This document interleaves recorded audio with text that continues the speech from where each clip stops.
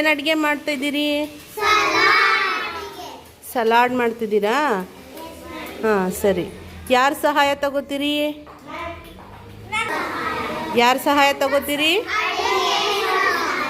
ಆಮೇಲೆ ಅಕ್ಕರ ಸಹಾಯ ತಗೊಂಡು ಮಾಡ್ತೀರಾ? ಹಾಂ, ಎಲ್ಲರೂ ಪಚಡಿ ತಯಾರು ಮಾಡಿರಿ, ಅಡುಗೆ ಮಾಡಿ ನಿಮ್ಮ ಫ್ರೆಂಡ್ಸಿಗೆಲ್ಲ ಕೊಡ್ರಿ. ಹಾಂ ಓಕೆ. ಸಲಾಡ್ ಮಾಡಿರಿ.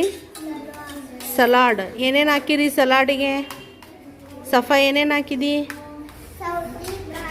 ಹಾಂ, ಆಮೇಲೆ ಹಾಂ, ಮತ್ತು ಯಾನವಿ ನೀನೇನು ಮಾಡಿ? ಹಾಂ ಹ್ಞೂ ಹ್ಞೂ ಹ್ಞೂ ಹ್ಞೂ ಅದಷ್ಟು ಹಾಕಿ ಏನು ಮಾಡ್ದೆ? ಕೋಸಂಬರಿ ಮಾಡಿದ್ಯಾ? ಹ್ಞೂ ಹ್ಞೂ ಹ್ಞೂ ಹ್ಞೂ ಹ್ಞೂ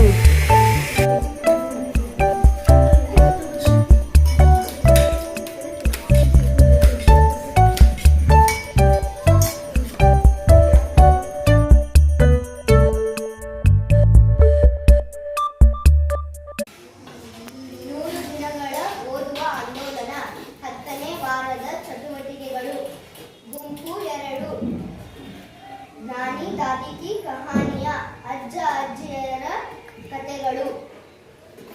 ನನ್ನ ಹೆಸರು ಕಲ್ಪನಾ ರಸವಾದಗಿ. ನಾನು 5ನೇ ತರಗತಿಯಲ್ಲಿ ಓದುತ್ತಿದ್ದೇನೆ. ನಾನು ಹೇಳುತ್ತಿರುವ ಕಥೆ ಕೆಂಚ ಮತ್ತು ಮರ. ಒಂದು ಊರಿನಲ್ಲಿ ಕೆಂಚ ಎಂಬ ಯುವಕನಿದ್ದನು. ಅವನು ಮರ ಕಡಿದು ತನ್ನ ಜೀವನವನ್ನು ಸಾಗಿಸುತ್ತಿದ್ದನು. ಒಂದು ದಿನ ನದಿಯ ದಂಡೆಯಲ್ಲಿದ್ದ ಒಂದು ದೊಡ್ಡ ಆಲದ ಮರವನ್ನು ನೋಡಿದನು. ಅದರಲ್ಲಿ ಇದ್ದ ಒಂದು ದೊಡ್ಡ ಕೊಂಬೆಯನ್ನು ಕಡೆ ಹಾಕಿದನು. ಆಗ ಅಷ್ಟರಲ್ಲಿ ಅಲ್ಲಿಗೆ ಒಂದು ಚಿರತೆಯು ಬಂದಿತ್ತು. ಆ ಚಿರತೆಗೆ ಬಹಳ ಹಸಿವಾಗಿತ್ತು. ಅದು ಕೆಂಚನನ್ನು ನೋಡಿ ಅದರ ಬಾಯಲ್ಲಿ ನೀರೂರಿತು. ಕೆಂಚನಿಗೆ ಪ್ರಾಣ ಸಂಕಟ. ಇತ್ತ ತುಂಬಿ ಹರಿಯುವ ನದಿ, ಇತ್ತ ಚಿರತೆ. ಕೆಂಚನಿಗೆ ಪ್ರಾಣ ಸಂಕಟ ಆಯಿತು. ಆಗ ಕೆಂಚನಿಗೆ ಒಂದು ಉಪಾಯ ಹೊಳೆಯಿತು. ನಾನು ದೊಡ್ಡ ಕೊಂಬೆಯನ್ನು ಪಡೆದೆನಲ್ಲ, ಅದನ್ನೇ ಹಾಕಿಕೊಂಡು ದಡ ಸೇರಿದರಾಯಿತು ಎಂದು. ಆಗ ಚಿರತೆ ತೀರ ಸಮೀಪಕ್ಕೆ ಬಂದಿತು. ಕೆಂಚ ಅದನ್ನೇ ಹಾಕಿಕೊಂಡು ದಡ ಸೇರಿದ. ತಾನು ಪಡೆದ ಮರದ ಜಾಗದಲ್ಲಿ ಹೊಸ ಹೊಸ ಸಸಿಗಳನ್ನು ನೆಟ್ಟನು. ನನ್ನ ಹೆಸರು ಕೀರ್ತಿ ಶೆಟ್ಟರ್. ನಾನು 5ನೇ ತರಗತಿಯಲ್ಲಿ ಓದುತ್ತಿದ್ದೇನೆ. ಒಂದು ಊರಲ್ಲಿ ಒಬ್ಬ ಶಿಲ್ಪಿ ಇದ್ದನು. ಅವನು ಊರ ಜನರು ಅಲ್ಲಿ ಒಂದು ದೇವಸ್ಥಾನ ಕಟ್ಟಬೇಕೆಂದು ಹೇಳುತ್ತಿದ್ದರು. ಆ ಶಿಲ್ಪಿ ಒಂದು ದಿನ ಊರಿಗೆ ಬಂದನು. ಅಲ್ಲಿ ನೋಡಿ ನನ್ನ ಜಾಗ ಖಾಲಿತ್ತು, ಅಲ್ಲಿ ದೇವಸ್ಥಾನ ಕಟ್ಟೋಣ ಎಂದು ಹೇಳಿದನು. ಶಿಲ್ಪಿ ಒಂದು ಕಲ್ಲನ್ನು ಬಂದು ಕಲ್ಲನ್ನು ಹೊಡೆದನು. ಆ ಕಲ್ಲು ತೊಡೆದುಕೊಳ್ಳಲಿಲ್ಲ. ಅದನ್ನು ದೇವಸ್ಥಾನದ ಮೇಲಿನ ಚಪ್ಪರ ಮಾಡಿದನು. ಹಾಗೂ ಇನ್ನೊಂದು ಕಲ್ಲನ್ನು ತೆಗೆದುಕೊಂಡನು. ಅದು ತೆಗೆದುಕೊಳ್ಳಲಿಲ್ಲ. ಅದನ್ನು ಮನೆಯ ದೇವಸ್ಥಾನದ ಮುಂದೆ ಮೇಟಿಂಗ್ ಮಾಡಿದನು.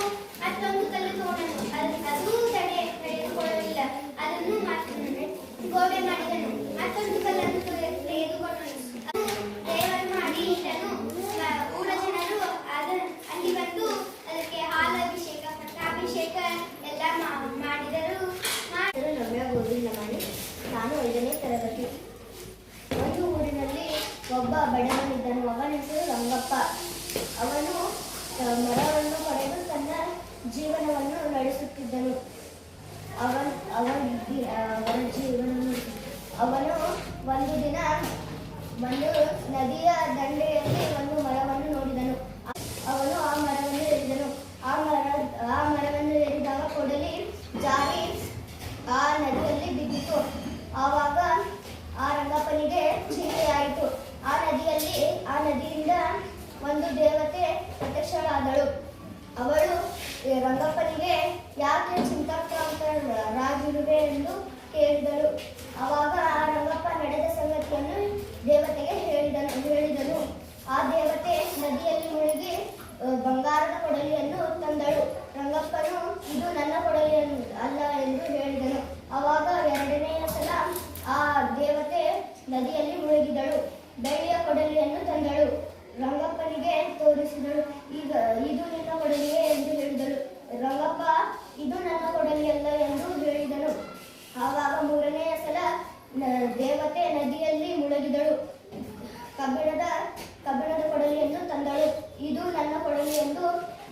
ಗಂಗಪ್ಪ ಖುಷಿಯಿಂದ ತೆಗೆದುಕೊಂಡರು.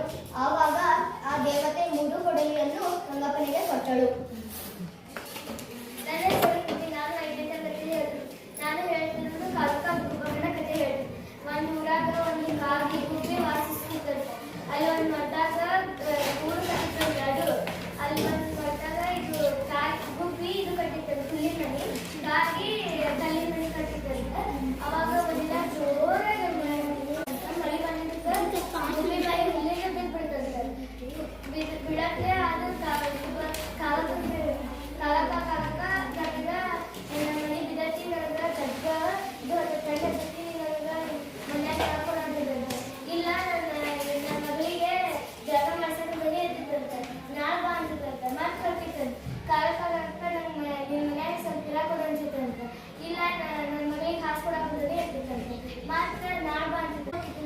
ಕಾಲಕ್ಕ ನನಗೆ ನಿಮ್ಮ ಮನ್ಯಾಗ ಇರೋದು ಜಾಗ ಕೊಡು ಅನ್ಸಿತ್ತಂತೆ. ಇಲ್ಲ ತಡಿ ನನ್ನ ಮನೆಗೆ ಹಾಸ್ಕೊಡಕ್ಕೆ ಮನೆ ಇರ್ತಿತ್ತಂತೆ. ಮತ್ತೆ ನಾನು ಹೋಗ್ತಿದ್ದಂತೆ. ಮತ್ತೆ ಬರ್ತಿತ್ತಂತೆ. ಕಾಲಕ್ಕ ಸ್ವಲ್ಪ ಗಿರಾಕ ಅನ್ಸಿತ್ತಂತೆ. ತಡಿ ಬಾ ನಾಳೆ ಬಾ ಕೊಡ್ತೇನೆ ನಿನಗೆ. ಇನ್ನು ಕಡ್ಲಿ ಇರಬೇಕಂತಿ ಶೇಂಗಾ ಇರಬೇಕಂತಿ ಹೇಳ್ತೇನೆ. ನಾನು ಕಡ್ಲಿ ಇರಬೇಕಂತಲೇ ಹೇಳ್ತಿತ್ತಂತೆ.